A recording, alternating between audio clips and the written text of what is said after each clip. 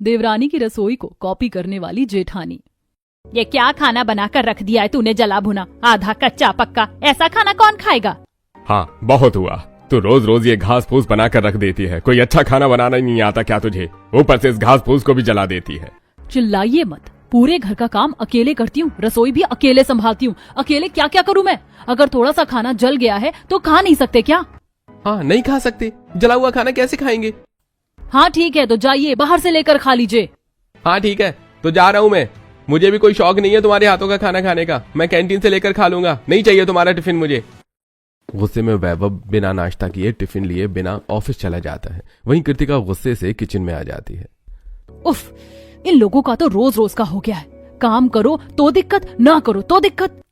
तभी वहां गायत्री आती है और देखती है कि पूरा किचन बिखरा पड़ा है, बर्तन झूठे हैं, डिब्बे खुले हुए हैं और सामान नीचे गिरा पड़ा है। अरे बहू ये क्या, किचन इतनी बुरी तरह गंदा पड़ा और तो खड़े खड़े बड़बड़ा रही है। तो आप मुझसे क्यों बोल रही हैं? आप भी तो किचन साफ कर सकती है ना, और अगर मैं खाना बनाऊंगी तो किचन तो गंदा होगा ही। इतना कहकर कृतिका तुरंत वहां से अपने रूम में चली जाती है। दूसरी तरफ दोपहर में सभी बड़े झूले पर बैठकर बात कर रही थी। रसोई और घर को लेकर बड़ी बहू डेली जो चिक चिक करती है वो तो अब बढ़ती ही जा रही है। बेचारी भाभी भी गलत नहीं कहती, इतनी ठंड में वो अकेले पूरा घर कैसे संभालेंगी। इसीलिए अब मुझे लगता है कि प्रेम की भी शादी करवा ही देनी चाहिए। घर में 2 बहुएं होंगी तो घर अच्छी तरह चलेगा। हाँ, बस छोटी बहू थोड़ी समझदार और संस्कारी होनी चाहिए, बड़ी बहू की तरह जुबान लड़ाने वाली नहीं, वरना घर में शांति की जगह कलेश होगा। हाँ हाँ ठीक है माँ, उसकी चिंता आप मत कीजिए। मेरी नजर में एक लड़की है, मैं उसके माँ बाप से बात करता हूँ। अगर उन्हें रिश्ता मंजूर रहा तो हम कल उसके घर रिश्ता लेकर चलेंगे। चलिए ठीक है, तो फिर आप शाम तक बात कर लीजिएगा। सभी बात कर रहे थे कि तभी कृतिका मॉडर्न ड्रेस पहनकर वहां आती है। मैं बाहर जा रही हूँ, मेरी दोस्त का बर्थडे है। अरे भाभी आपने ये क्या पहना है? ऐसे कपड़े तो मैं भी नहीं पहनती। तुम नहीं पहनती हो तो उसमें तुम्हारी गलती है, लेकिन मैं तो ऐसे कपड़े ही पहनती हूँ। चलो अब मैं जा रही हूँ। अरे लेकिन तू चली जाएगी तो रोहन का ध्यान कौन रखेगा? तू उसकी माँ है, तुझे उसकी फिक्र नहीं है क्या जो तू उसे छोड़ कर जा रही है? मैं उसकी माँ हूँ, लेकिन आप भी तो उसकी दादी हो, आप नहीं रख सकती क्या थोड़ी देर उसका ध्यान?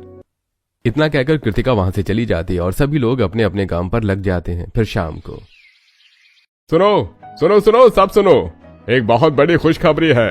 मैं जिस लड़की के बारे में बताया था उसके पिता को प्रेम पसंद है, तो हम कल उसके घर रिश्ता देखने जा रहे हैं। अरे वाह, ये तो बहुत ही अच्छी बात है। अब आएगा असली मजा, प्रेम भैया की भी शादी हो जाएगी।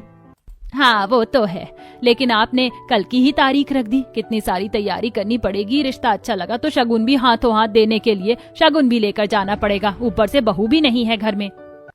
अजय सब हो जाएगा, तू चिंता मत कर, बहू आएगी तो उसे बता देना। पूरे घर में खुशी का माहौल था। इसी तरह शाम से कब रात हो जाती है किसी को पता ही नहीं चलता, और फिर रात के 11 बजे कृतिका घर आती है। ये कोई समय है घर आने का? हाँ बहू, इस वक्त तू घर पर आई है। तेरा छोटा बेटा रोहन बेचारा रोते रोते सो गया, अपने बेटे का भी ध्यान नहीं है तुझे? तू पार्टी करने में इतनी मगन है क्या? रोहन रोता रोता सो गया, उसे चोट लगी है क्या? मैं उसे देख कर आती हूँ। इतना कहकर कृतिका घबराते हुए रोहन के कमरे में चली जाती है। वहीं हॉल में अरे बहू तो रोहन के कमरे में चली गई, अब उसे कैसे बताएं कि कल प्रेम का रिश्ता लेकर जाना है? रहने दीजिए, मैं उसे कल ही बता दूंगी। वैसे भी वो कोई तैयारी तो करती नहीं है, तो क्या फायदा उसे इतना पहले बताकर। हाँ ये भी बात ठीक है। इसके बाद सभी जाकर अपने अपने कमरे में सो जाते हैं। और अगले दिन अरे ये क्या हुआ? ये खाना भी जल गया, माँ जी देखेंगी तो फिर गुस्सा करेंगी। कृतिका ये सोच रही थी कि तभी किचन में गायत्री, करीना और करिश्मा आती हैं। अरे ये क्या भाभी, आपने आज फिर खाना जला दिया, कितना खाना बर्बाद करती हैं आप। सच में भाभी, आपके चक्कर में तो घर का आधा राशन ऐसे ही बर्बाद हो जाता है, ऊपर से किचन भी आपने कितना फैला रखा है। तुम दोनों ना मुझे सिखाना मत, जैसा भी बनाती हो तुम लोगों से तो 100 गुना अच्छा बनाती हो। कुछ करना धरना तो होता नहीं है, मुंह उठाकर सीख देने आ जाते हैं बस। देखिए भाभी आप, अरे बस करो तुम दोनों, अब झगड़ना शुरू मत करो। मैं किचन में इसीलिए आई थी क्योंकि आज प्रेम का रिश्ता लेकर अंशिका के घर जाना है, तो कृतिका समय से तैयार हो जाना। चलो अब अच्छा है, देवरानी जी आ जाएंगी तो काम में भी मदद हो जाएगी, ऐसे तो पूरी रसोई मुझे अकेली संभालनी पड़ती है। ये सोचते सोचते कृतिका जल्दी जल्दी अपना काम करती है और फिर तैयार होने कमरे में चली जाती है। कुछ देर के बाद अरे हो गए सब तैयार? बड़ी बहू कहाँ है? भाभी तो अभी भी अपने कमरे में तैयार ही हो रही हैं। मैंने सारा सामान कार की डिग्गी में रखवा दिया है। हाँ अच्छा किया, तूने सही किया। अब सब कुछ सही रहा और रिश्ता तय हो गया तो हाथों हाथ शगुन भी दे देंगे। अरे रिश्ता तो तब तय होगा जब बड़ी बहू तैयार होकर आएगी। तभी सीढ़ी से कृतिका सूट पहनकर उतरती है। अरे बहू, तूने सूट क्यों पहना है? आज तो कम से कम ढंग के कपड़े पहन लेती। ढंग के कपड़े ही तो पहने हैं मैंने। अरे छोड़ दो उसे, बहस करना ही बेकार है। शुभ काम के लिए जा रहे हैं, झगड़ा करना सही नहीं रहेगा। छोड़ इसे। इसके बाद पूरा परिवार कार में बैठकर लड़की देखने अंशिका के घर पहुंचता है, जहां अंशिका साड़ी पहनकर हाथ में चाय की ट्रे लेकर खड़ी थी। अरे आ गए आप लोग, आइए आइए बैठिए, एकदम टाइम पर आए हैं। हाँ, हमें हर काम टाइम पर और सही तरीके से करना ही पसंद है। हाँ, तो सारा काम ऐसे ही करना चाहिए। पहले आप लोग बैठिए, फिर बैठकर बात करते हैं। फिर पूरा परिवार सोफे पर बैठता है और दोनों परिवारों के बीच नाश्ता करते करते बातें शुरू होती हैं। और कुछ देर के बाद देखिए, आपने जिस तरह अपने बेटे के बारे में बताया है, हमें तो आपका बेटा अच्छा ही लगा, इसीलिए हमारी तरफ से ये रिश्ता पक्का है। हाँ, तो हमारी तरफ से भी ये रिश्ता पक्का ही है। वैसे भी अंशिका को तो हम बचपन से देखते आ रहे हैं, गांव में पली बड़ी है, संस्कार तो अच्छे होंगे ही। हाँ वो तो है, अंशिका बचपन से गांव में ही रहती थी अपने मामा मामी के साथ। अभी कुछ दिन पहले ही शहर आई है। हाँ, दीदी बचपन से ही गांव में ही रही हैं, इसीलिए उन्हें घर का सारा काम आता है। और जब से वो घर आई हैं तब से पूरा घर वही संभालती हैं। चलो फिर तो सही है, घर के काम काज भी अच्छी तरह जानती ही होगी। हमारी तरफ से तो रिश्ता पक्का है। आप अब पंडित जी से तारीख निकलवाइए। हाँ ठीक है। इसके बाद दोनों तरफ शादी की तैयारी शुरू हो जाती है और कुछ दिन बीतते हैं। शादी के कुछ दिन पहले ही सभी मेहमान गायत्री के घर आ जाते हैं। बहू, तेरे पास अकल नहीं है क्या? ये कमरे में पैर पर पैर डालकर फोन चला रही है, नीचे पूरा किचन बिखरा पड़ा और सभी मेहमान भूखे पेट बैठे हैं। अरे अभी अभी तो मैंने उन्हें खाना बनाकर दिया है, अब फिर से उन्हें भूख लग गई। और किचन तो बिखरा ही रहेगा ना, छोटे छोटे बच्चे हैं, किचन में आकर परेशान करते हैं, सामान फैलेगा ही। अरे तो शादी का घर है, सामान तो फैलेगा ही, लेकिन तू उसे जाकर समेट ना। फोन क्यों देख रही है? मेरे पास इतनी शक्ति नहीं है। आपको किचन समेटना है तो खुद समेट लो, मैं तो थोड़ी देर आराम ही करूंगी। कृतिका की बात सुनकर गायत्री चुपचाप कमरे से बाहर निकल जाती है। बड़ी बहू से मुंह लगाकर तो कोई फायदा नहीं, सबके सामने चिल्ला चिल्ला कर नाम खराब कर देगी। इससे अच्छा तो खुद ही जाकर किचन साफ कर लूं। बस अब भगवान आपसे एक ही विनती है, छोटी बहू अच्छी हो। ये सोचकर चुपचाप किचन में जाती है और किचन का काम करती है। इन्हीं सब के बीच समय बीतता है और प्रेम की शादी अंशिका के साथ हो जाती है। फिर गायत्री बहू का गृह प्रवेश करवाती है। चलो बहू, अब तुम और बड़ी बहू मिलकर ये घर संभालोगे। और ये घर तो संभलेगा ना जब दोनों बहुएं पहले मिलकर रसोई संभाल लें। बड़ी बहू का हाल तो हमें पता है, अब कल छोटी बहू की बारी है। हाँ बहू, कल तुम्हारी पहली रसोई है, सारी चीजें अच्छी तरह होनी चाहिए। आस पड़ोस के लोग भी आएंगे। ठीक है माँ जी, मैं कल पहली रसोई की तैयारी और पहली रसोई की रस्म अच्छी तरह पूरी करूंगी, आप चिंता मत कीजिए। हाँ बहू, फिर तो ठीक है। चल अब तू जाकर अपने कमरे में आराम कर ले। हाँ चलिए भाभी, मैं आपको आपके कमरे में छोड़ देती हूँ। फिर करीना अंशिका को उसके कमरे में छोड़ती है और अंशिका सो जाती है। फिर अगली सुबह, अरे माँ जी आप? हाँ बहू, वो कल पूरा किचन बिखरा पड़ा था, इसीलिए मैंने सोचा तू पहली रसोई की रस्म कैसे पूरी करेगी। हाँ माँ जी, किचन तो बिखरा था, लेकिन मैंने पूरा किचन अच्छी तरह से समेट दिया है और अब मैं खाना बनाने की तैयारी शुरू कर रही हूँ। वाह बहू, पहले दिन ही तूने रसोई में आते ही रसोई की हालत ठीक कर दी। तू भी कुछ सीख ले, तू जेठानी है इसकी। इसमें सीखने की क्या बात है, किचन में तो काम मैं भी करती ही हूँ। इन्हीं सब के बीच अंशिका अपनी पहली रसोई की रस्म पूरी तरह करके सभी को डाइनिंग टेबल पर खाना सर्व करती है। कितना अच्छा खाना बनाया गायत्री तेरी छोटी बहू ने। हाँ, तेरी छोटी बहू ने तो तेरी बड़ी बहू को भी फेल कर दिया, वरना हमने तो तेरी बड़ी बहू के हाथों का भी खाना खाया, उसमें ये स्वाद कहाँ। हाँ, अब तो लगता है कि जेठानी को देवरानी से कुछ सीखना चाहिए। हाँ वो तो है, खाना तो सच में बहुत ज्यादा टेस्टी बनाया चाची ने। अच्छा, तो रोहन तुम थोड़ा और लो। लेकिन चाची मेरा पेट भर गया है। नहीं नहीं, कुछ नहीं सुनूंगी मैं, चलो चलो थोड़ा सा और लो। इस तरह अंशिका सभी को प्यार से खाना खिलाती है और सभी अंशिका की बहुत तारीफ करते हैं और तरह तरह के गिफ्ट भी देते हैं। पता है जेठानी जी, आज मुझे इतने अच्छे अच्छे गिफ्ट्स मिले हैं। वो जो चश्मा लगाकर आई थी ना एक आंटी, उन्होंने मुझे। बस बस बस करो, अपनी सड़ी गली बातें बंद करो। मुझे जानने में इंटरेस्ट नहीं है कि तुम्हें किसने क्या दिया। जेठानी जी, आप मुझसे ऐसी क्यों बात कर रही हैं? अरे छोड़ छोटी बहू, इसका स्वभाव ही ऐसा है, हमेशा चिड़चिड़ाती रहती है।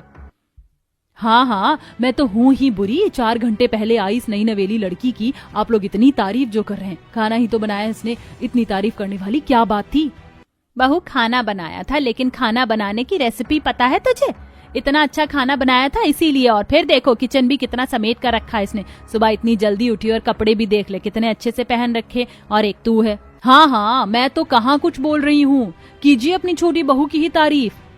कृतिका गुस्से से अपने कमरे में चली जाती है। छोड़ बहू, शाम को तेरी मुंह दिखाई है तो अच्छे से तैयार हो जाना। मैं यही बताने आई थी किचन में। ठीक है माँ जी, आप जैसा कहें। वहीं दूसरी तरफ कमरे में पता नहीं लोग उस नई नवेली आई लड़की की इतनी तारीफ क्यों कर रहे हैं। उसमें ऐसा क्या खास है जो मुझ में नहीं है। तभी कमरे में वैभव आता है। अरे ये क्या, तुम चुपचाप कमरे में बैठी हो? अरे बैठे बैठे ही तुम मोटी हो रही हो। मेरे छोटे भाई की पत्नी को देखा है, घर का काम करती है और कितनी फिट है। अरे लेकिन। अच्छा छोड़ो, मैं अभी ऑफिस जा रहा हूँ, शाम को फंक्शन शुरू होने से पहले घर आ जाऊंगा। इतना कहकर वैभव वहां से चला जाता है। उफ, अंशिका अंशिका अंशिका, पता नहीं क्या है इस लड़की में जो सब इसके नाम की माला जप रहे हैं। अब मैं भी वही करूंगी जो देवरानी जी करती हैं। कृतिका कमरे में बैठे बैठे ये सोच रही थी। फिर कुछ देर में शाम होती है और सभी फंक्शन के लिए तैयार होते हैं। सब तैयार होकर आ गए, लेकिन बड़ी बहू अब तक नहीं आई। बड़ी बहू कहाँ है? अरे वो हमेशा की तरह लेट तैयार ही हो रही होंगी। तभी कृतिका मॉडर्न ड्रेस पहनकर सीढ़ी से उतर रही होती है कि तभी अरे ये क्या, देवरानी जी ने तो ट्रेडिशनल ड्रेस पहनी है और मैं मॉडर्न ड्रेस पहनकर आ गई हूँ। मैं भी देवरानी जी की तरह ट्रेडिशनल ड्रेस पहन लेती हूँ, फिर सब मेरी भी तारीफ करेंगे। ये सोचकर कृतिका तुरंत अपने कमरे में वापस जाती है और मॉडर्न ड्रेस बदलकर ट्रेडिशनल कपड़े पहनती है और हॉल में पहुंचती है। बड़ी बहू, तू वो भी ऐसे कपड़ों में? आज तक तो तूने घर के किसी फंक्शन में ऐसे कपड़े नहीं पहने। हाँ भाभी, क्या बात है, कृतिका ऐसे ही मेरा मन किया तो मैंने पहन लिया। अरे अभी तो देवरानी जेठानी दोनों एकदम सेम टू सेम लग रही हैं। हाँ, दिखने में देवरानी की तरह ही बिल्कुल सेम कपड़े पहने जेठानी ने भी। हाँ मम्मी, आपने तो चाची की तरह ही कपड़े पहने। आप चाची को कॉपी कर रही हो क्या? मुझे किसी को कॉपी करने की जरूरत नहीं है, मेरा मन किया इसीलिए मैंने ये पहन लिया। अच्छा अच्छा बस करो सब, चलो मुंह दिखाई की रस्म शुरू करते हैं वरना मुहूर्त बीत जाएगा। इसके बाद मुंह दिखाई की रस्म शुरू होती है। सभी अंशिका की तारीफ करते हैं और उसे गिफ्ट देते हैं। इसी तरह मुंह दिखाई की रस्म खत्म होती है और फिर अगले दिन एक काम करती हूँ, आज नाश्ते में सबके लिए कचौरी बना लेती हूँ। क्या बनाऊं आज मैं सबके लिए? ये क्या, देवरानी जी क्या बना रही हैं? कचौड़ी। मैं भी वही बना लेती हूँ। वैसे भी सबको देवरानी जी जो बनाती हैं वो पसंद आता है, तो मैं भी देवरानी जी की तरह कचौरी ही बना लेती हूँ। फिर देवरानी जैसा करती है ठीक वैसा ही जेठानी करती है और कचौड़ी बनाने लगती है। अरे ये जेठानी जी तो ठीक वैसा ही कर रही हैं जैसा मैं कर रही हूँ। लगता है जेठानी जी भी कचौरी बना रही हैं। जेठानी जी, आप मुझे देख देख कर कचौरी बना रही हैं। इससे अच्छा आप मुझसे पूछ लेती, मैं आपकी मदद कर देती। मुझे किसी की मदद की कोई जरूरत नहीं है और मैं तुम्हें देखकर नहीं बना रही, खुद से बना रही हूँ। तुम अपना काम करो, मुझे अपना काम करने दो। जेठानी देवरानी को कॉपी कर रही थी, लेकिन फिर भी देवरानी की मदद लेने से इनकार कर देती है और इसी तरह दोनों अलग अलग कचौड़ी बनाकर सर्व करती हैं। अरे ये क्या, आज नाश्ते में दोनों भाभीओं ने कचौड़ी ही बनाई है। छोटी भाभी का तो समझ में आता है, बड़ी भाभी आज तक तो आपने नाश्ते में कभी कचौरी नहीं बनाई, तो फिर आज कैसे? क्योंकि आज से पहले मम्मी कभी चाची को कॉपी नहीं करती थी और अब जब से चाची आई है मम्मी चाची को सिर्फ कॉपी करती रहती है। रोहन, चुपचाप खाना खाओ और स्कूल के लिए तैयार होकर स्कूल जाओ वरना देर हो जाएगी। और हाँ, मैं किसी का कुछ कॉपी नहीं कर रही थी, वो तो मेरा मन किया इसीलिए मैंने बना दिया। अरे अरे ठीक है, क्यों लड़ रही है, बच्चा है, मजाक में कह दिया उसने। चलो हम लोग खाना शुरू करते हैं। फिर सभी खाना खाते हैं। जेठानी के हाथ से ज्यादा देवरानी के हाथों का खाना सबको पसंद आता है। और फिर इसी तरह दोपहर में जब अंशिका अपनी सहेली से बात कर रही थी। क्या हुआ, आजकल बहुत परेशान है, फोन नहीं करती जब से तेरी शादी हो गई है? अरे क्या करूं मैं, मेरी एक जेठानी है जिन्हें मैं मदद करने के लिए कहती हूँ तो इनकार कर देती हैं, लेकिन मुझे ही कॉपी करती हैं। अरे छोड़, तू परेशान क्यों होती है, चल आज हम शॉपिंग पर चलते हैं। क्या शॉपिंग पर? ठीक है, तो मैं शाम को आज शॉपिंग पर जाऊंगी। अंशिका और उसके दोस्त की बातें कृतिका बाहर खड़ी सुन रही थी। अच्छा, तो देवरानी जी शॉपिंग पर जाएंगी, ठीक है, तो शाम को मैं भी शॉपिंग पर जाऊंगी। फिर इसी तरह शाम को मम्मी जी, मैं शॉपिंग पर जा रही हूँ। ठीक है बहू। देवरानी को अंशिका पर जाता देखकर जेठानी भी शॉपिंग पर जाने लगती है। अरे बड़ी बहू, तू कहाँ जा रही है? मैं शॉपिंग पर जा रही हूँ। फिर देवरानी जेठानी दोनों ही एक मॉल में पहुंचती हैं। ये साड़ी तो अच्छी लग रही है, इसे ले लेती हूँ। जब कल सब लोग रोहन के बर्थडे के लिए घूमने जाएंगे तो मैं इसे ही पहनूंगी। वहीं दूर खड़ी जेठानी। अच्छा, तो देवरानी साड़ी ले रही है, मैं भी उनकी तरह साड़ी ले लेती हूँ। ये सोचकर जेठानी काउंटर पर जाती है। क्या हुआ मैम, आपको कुछ चाहिए क्या? हाँ, वो लड़की मेरी देवरानी है, उसने जो साड़ी ली है वही मुझे भी दे दीजिए। क्या, डिट्टो कॉपी? अच्छा ठीक है, मैं अभी देती हूँ। फिर इसी तरह देवरानी जो भी मॉल से सामान खरीदती है जेठानी उसे कॉपी करती है। फिर रात होते दोनों घर आते हैं और अपना अपना सामान सबको दिखाते हैं। ये क्या, छोटी भाभी ने जो लिया है वही बड़ी भाभी ने भी लिया है? हाँ वो तो है, लगता है दोनों की पसंद सेम है। देवरानी की कॉपी करने से सभी जेठानी की पसंद की भी तारीफ करते हैं, जिससे जेठानी काफी ज्यादा खुश होती है। फिर अगले दिन, बहुत दिन हो गए कुछ खाया नहीं। हाँ आज घर में कुछ बनाइए ना भाभी। ठीक है, मैं अभी तुम सबके लिए किचन में जाकर कुछ मीठा बनाती हूँ। देवरानी जी अकेली रसोई में सबके लिए कुछ बनाएंगी तो सब उनकी तारीफ करेंगे। मैं भी देवरानी जी का कॉपी करके रसोई में वही बनाऊंगी जो देवरानी जी बनाएंगी, फिर सब मेरी तारीफ भी करेंगे। क्या हुआ भाभी, क्या सोच रही हैं? नहीं कुछ नहीं, वैसे मैं भी तुम लोगों के लिए कुछ बनाती हूँ। फिर देवरानी जेठानी दोनों रसोई में आ जाती हैं और देवरानी केक बनाने लगती है। देवरानी जी तो कपकेक बना रही है, काम करती हूँ मैं भी कपकेक बनाती हूँ देवरानी जी को देख देख कर। देवरानी जेठानी को कॉपी करते हुए कपकेक बनाती है। जेठानी जी मैं आपकी मदद कर दूं? नहीं, कोई जरूरत नहीं है, तुम अपना काम करो। इस तरह किचन में देवरानी जेठानी लड़ते झगड़ते कपकेक बनाती हैं और सभी को खिलाती हैं। वैसे बड़ी भाभी, आपने जो कपकेक बनाए थे वो तो जल गए थे, लेकिन छोटी भाभी आपका कपकेक अच्छा बना था। वैसे कल से मैं देख रही हूँ कि तुम दोनों सारा काम एक जैसा ही करती हो। हाँ, अगर छोटी बहू कुछ करती है तो बड़ी बहू भी वही करती है, बिल्कुल डिट्टो कॉपी। अब धीरे धीरे घर में भी सबको पता लगने लगा था कि जेठानी देवरानी को कॉपी करती है। घर में सब लोग सो गए हैं, काम करती हूँ किचन में रिकॉर्डर लगा देती हूँ। देवरानी जी तो सारा काम जल्दी उठकर कर लेती हैं, लेकिन इतनी जल्दी मुझसे नहीं उठा जाएगा, इसीलिए मैं बाद में रिकॉर्डर देखकर देवरानी जी जैसा खाना बना लूंगी। ये सोचकर कृतिका किचन में रिकॉर्डर लगाकर सो जाती है। फिर अगली सुबह देवरानी डोनट बनाती है। फिर जब जेठानी की बारी आती है तब, अच्छा तो देवरानी जी ने डोनट बनाया था, सभी ने उनकी तारीफ भी की थी, मैं भी डोनट बनाऊंगी। ये सोचकर कृतिका डोनट बनाने लगती है। अरे ये क्या डाल रही हैं देवरानी जी, डोनट में लगता है नमक है, मैं भी डाल देती हूँ। ये सोचकर कृतिका डोनट में नमक डालने लगती है कि तभी अंशिका उसे देख लेती है। अरे अरे जेठानी जी, आप ये क्या कर रही हैं? मेरा डोनट अच्छा बन रहा है इसीलिए देवरानी जी मुझे रोकने आई हैं, लेकिन मैं तो उनकी बात सुनूंगी ही नहीं। ये सोचकर कृतिका अंशिका की बात को अनदेखा करती है और डोनट बनाती है। फिर जब सभी को खिलाती है तब, अरे ये क्या बना दिया, डोनट में कोई नमक डालता है क्या? हाँ बहू, ये क्या अजीब सी चीज बनाकर रख दी है तूने।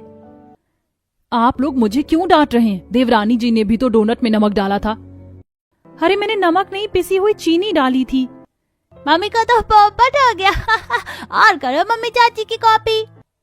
रोहन की बात सुनकर कृतिका को बहुत गुस्सा आता है, लेकिन वो कुछ भी नहीं कहती। अब इसी तरह हर काम में रसोई में कृतिका अंशिका की कॉपी करने लगती है। फिर एक दिन, सब लोग जल्दी बैठिए कार में वरना देर हो जाएगी। हाँ हाँ आ गई मैं। वाह भाभी, आपकी साड़ी तो बहुत ज्यादा अच्छी लग रही है। हाँ मैं भी आ गई। ये क्या, छोटी भाभी ने जैसी साड़ी पहनी है बड़ी भाभी ने भी वैसी ही पहनी है, सेम कलर सेम डिजाइन। हाँ वो तो है, देवरानी जेठानी दोनों एकदम बहन जैसी लग रही है। अच्छा चलो अब देर हो जाएगी। ये सारी चीजें आस पड़ोस की पड़ोसने भी देख रही थी। ये क्या, देवरानी जेठानी तो एक दूसरे की जेरोक्स कॉपी लग रही हैं। हाँ देखकर तो समझ में ही नहीं आ रहा कौन किसका कॉपी कर रहा है। ऑब्वियसली जेठानी देवरानी कॉपी कर रही है, वरना आज से पहले जेठानी इस तरह साड़ी में कहीं बाहर जाते हुए अच्छी लगी है क्या? इसी तरह अब आस पड़ोस में भी बातें फैलने लगी थी। वहीं दूसरी तरफ पूरा परिवार रोहन का बर्थडे मनाने के लिए रेस्टोरेंट पहुंचता है। सब लोग बैठो और फिर खाना ऑर्डर करते हैं। सभी लोग बैठ जाते हैं। वहीं जेठानी देवरानी की तरह पैर पर पैर चढ़ाकर बैठने की कोशिश करती है। अरे अरे ये क्या कर रही हो कृतिका, तुम अगर इस तरह नहीं बैठ सकती तो नॉर्मल बैठो, क्या जरूरत है इस बैठने की? हाँ जेठानी जी, आप बिल्कुल मेरी तरह बैठने की क्यों कोशिश कर रही हैं, आप आराम से बैठिए। सच में लगता है देवरानी जी में कुछ तो बात है जो देवरानी जी इस तरह बैठ पाई, वरना मुझे तो ऐसे बैठा ही नहीं जा रहा है। इसके बाद जेठानी जैसे तैसे कॉपी करके देवरानी की तरह बैठती है। फिर खाना ऑर्डर करते वक्त, एनीथिंग एल्स मैम? हाँ मेरे लिए हेल्दी फूड ही लाना। भाभी आप तो रोज डाइट का खाना ही खाती हो, आज तो कुछ अच्छा खा लीजिए। नहीं नहीं, हेल्थ का ध्यान रखना बहुत जरूरी है। रसोई में भले सबके लिए अच्छा खाना बनाऊं, लेकिन खुद हेल्दी ही खाती हूँ। अच्छा ठीक है, मेरे लिए भी आप हेल्दी फूड ही लाइएगा। लेकिन भाभी आप तो कभी भी हेल्दी फूड नहीं खाती हैं। हाँ तो देवरानी जी जब खा सकती हैं तो मैं क्यों नहीं। इस तरह जेठानी किचन से लेकर रेस्टोरेंट तक हर जगह देवरानी की कॉपी करती है। फिर एक दिन, जैसे आज देवरानी जी क्या बना रही है मैं भी वही बनाऊंगी। क्या हुआ जेठानी जी, क्या देख रही है? वैसे लगता है आप भी आलू पराठा बना रही है, मैं आपकी मदद कर दूं क्योंकि मैं भी वही बना रही हूँ। नहीं नहीं, कोई जरूरत नहीं, आप रसोई में अपना काम कीजिए, मैं रसोई में अपना काम करूंगी। इतना कहकर जेठानी देवरानी को कॉपी करने लगती है कि तभी अचानक कृतिका बेहोश हो जाती है। अरे क्या हुआ जेठानी जी, आप अचानक बेहोश कैसे हो गई? माँ जी, पापा जी, प्रेम जी, सुनिए सब। जेठानी जी उठिए, जेठानी जी। अंशिका की आवाज सुनकर सभी लोग घबराकर किचन में आते हैं और कृतिका को उठाकर कमरे में ले जाते हैं और तुरंत डॉक्टर को बुलाते हैं। डॉक्टर चेकअप करते हैं। घबराने की कोई बात नहीं है, बल्कि एक खुशखबरी है। आपकी बहू प्रेग्नेंट है, वो माँ बनने वाली है। ये सुनते ही सभी लोग बहुत ज्यादा खुश हो जाते हैं और गायत्री साथ साथ शांति देवी नाचने भी लगती हैं और तभी कृतिका को होश आता है। अब मेरी एक छोटी बहन आएगी, मैं उसके साथ बहुत खेलूंगा। हाँ हाँ बिल्कुल, मैं तुम्हारी दादी बन जाऊंगी। जेठानी जी, अब आपको अपने साथ छोटे से बच्चे का भी ध्यान रखना होगा। वैसे आपको चिंता करने की जरूरत नहीं है, हम है ना, हम आपका और आने वाले मेहमान का ध्यान रखेंगे। कोई जरूरत नहीं है तुम्हें मेरा ध्यान रखने की, मैं खुद का ध्यान खुद रख सकती हूँ। सभी खुश थे, लेकिन कृतिका अंशिका से सीधे मुंह बात नहीं करती है और अभी भी कृतिका अंशिका को अच्छी तरह कॉपी करने की कोशिश करती है। कुछ समय बीतता है, फिर एक दिन। ऐसे समय में गार्डन में बैठना बहुत अच्छी बात होती है। वैसे बहू तू बैठ, मैं अभी आती हूँ। शांति देवी वहां से चली जाती है और तभी अंशिका वहां पपीता खाते हुए आती है। ये क्या, देवरानी जी पपीता खा रही है? लगता है तभी उनकी स्किन इतनी ग्लोइंग है, मैं भी खाती हूँ। फिर जेठानी देवरानी को कॉपी करने के चक्कर में प्रेगनेंसी की हालत में जाकर पपीता खा लेती है और फिर अगले ही दिन कृतिका की तबीयत खराब हो जाती है। सॉरी, इन्होंने पपीता खाया जिसकी वजह से इनका मिसकैरेज हो गया है, मैं कुछ नहीं कर सकता। डॉक्टर वहां से चले जाते हैं और सभी लोग कृतिका को डांटने लगते हैं। मुझे सब लोग माफ कर दीजिए, मैं हर टाइम देवरानी जी को कॉपी करने की कोशिश करती हूँ, इसी वजह से आज ये सब हो गया। हाँ मुझे पता है जेठानी जी, लेकिन आप मुझे कॉपी करने की क्यों कोशिश करती थी? क्योंकि जब से तुम आई हो सब लोग तुम्हें पसंद करते, तुम्हारी हर चीज सबको अच्छी लगती, तो मैंने सोचा कि मैं भी तुम्हारी तरह बनूंगी। आपको मुझे कॉपी करने की क्या जरूरत थी? आपने मुझे बता दिया होता, मैं हर चीज में आपकी मदद करती। चलिए आप सब लोग उदास मत होइए, ये सब तो होता रहता है। सभी लोग बहुत ज्यादा परेशान थे। वहीं अंशिका सभी का मूड सही करती है और फिर जेठानी देवरानी को कॉपी करना छोड़कर देवरानी से चीजें सीखने लगती है। कुछ दिनों के बाद। थैंक यू सो मच देवरानी जी, मैं ही पागल थी जो आपको कॉपी करने के पीछे पड़ी थी, लेकिन आपने तो मुझे इतने कम दिनों में इतनी सारी चीजें सिखा दी। हाँ जेठानी जी, आपने मुझे पहले ही बताया होता तो मैं आपको पूरा रसोई का काम सिखा देती, साथ ही बाकी सारी चीजें भी। अरे चलो, अब दोनों भाभीियों के बीच सुलह हो गई। अब बड़ी भाभी छोटी भाभी को कॉपी नहीं करेंगे और ना ही घर में झगड़ा होगा। हाँ, क्योंकि अब हम दोनों को एक दूसरे को कॉपी करने की जरूरत ही नहीं, क्योंकि हम दोनों ही परफेक्ट हैं, है ना जेठानी जी? हाँ, मुझसे ही गलती हो गई थी कि मैंने आपको कॉपी करने का सोचा, बल्कि मुझे तो आपसे चीजें सीखनी चाहिए थी। सच में आप बिल्कुल मेरी छोटी बहन की तरह हैं, आज से हम दोनों बहनों की तरह ही रहेंगे।